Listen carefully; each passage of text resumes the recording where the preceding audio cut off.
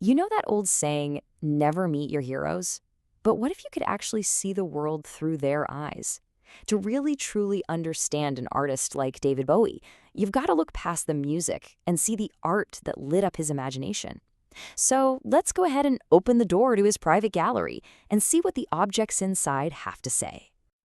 That's what David Bowie said when he first saw a painting by the British artist Frank Auerbach. I mean, what a powerful statement, right? It just gets right to the heart of what we're talking about here. For Bowie, art wasn't just some decoration for the wall. It was a feeling, it was a sound, it was a direct line into his creative soul. So how did we get this peek behind the curtain? Well, it all came to light back in 2016, when Sotheby's auctioned off about 400 pieces from his famously private collection. It was really the first time anyone could truly step inside this visual world he had built for himself. And wow, what a world it was. The thing that jumped out right away was just how eclectic his taste was. But when you think about it, that makes perfect sense, doesn't it? An artist who was a master of reinvention, I mean, from Ziggy Stardust to the Thin White Duke, of course he'd be inspired by a huge range of styles. This collection was basically a mirror. All right, so let's step into the first gallery of this collection. And what it shows us is a deep, lifelong connection to the art of his homeland, Britain, stretching all the way from that gritty post-war era right through to the 90s. And this is where you really start to see the wild contrasts in his taste. On one hand, you have this piece by Damien Hirst, the bad boy of the 90s British art scene. It's one of his chaotic spin paintings, made by literally pouring paint onto a spinning canvas. And Bowie absolutely loved it. He called Hirst's work moving and not at all flippant. And this wasn't just some small piece either. Its auction estimate was £250,000. So a bold, expensive statement from a massive celebrity artist. But hold that thought, because in the very same collection, he owned this. It's a quiet, really contemplative painting from 1917 of a suburban landlady in her room. I mean, it is the polar opposite of the Hearst. This is all stillness and looking inward. And here's the personal link. For Bowie, a guy born in post-war Brixton, these intimate little scenes of working-class London life, they had a really deep resonance. This wasn't just some important painting to him. It was a piece of his own story, a little reflection of the world that he actually came from.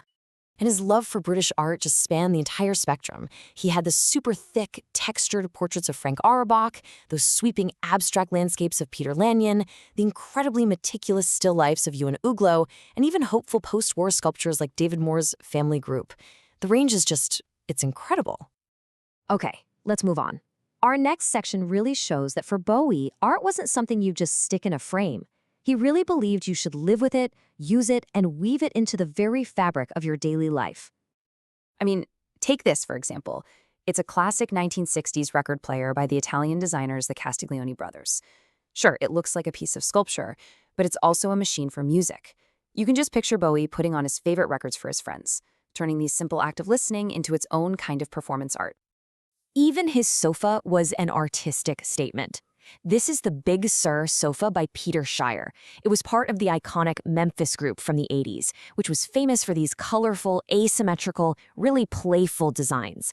Now, some people would look at this and just say, it's just furniture. But for Bowie and for the designer, that was the whole point, blurring that line between art and function. Now, of course, Bowie's world wasn't just limited to Britain. He was totally fascinated by the raw, kinetic energy of the New York art scene. And that brings us to his connection with two of its absolute biggest icons. So this was one of the crown jewels of his whole collection, Air Power by Jean-Michel Basquiat. Basquiat, of course, was the young protege of Andy Warhol, who just exploded out of the street art scene in the 1980s. This one piece was estimated to sell for over £2.5 million. But Bowie's connection to it goes so much deeper than just a price tag. Just look at how these stories all weave together. So, in the 80s, you have Warhol mentoring Basquiat. Fast forward to 1996, and David Bowie gets to play his own hero, Andy Warhol, in a movie about Basquiat's life. Then, the very next year, he buys this major work by Basquiat himself. It's just this incredible, multi-layered link between three artistic legends. But, maybe the most revealing, the most emotional part of the whole collection wasn't the art he bought, but the art he actually created himself. This is where we really get a look in the mirror.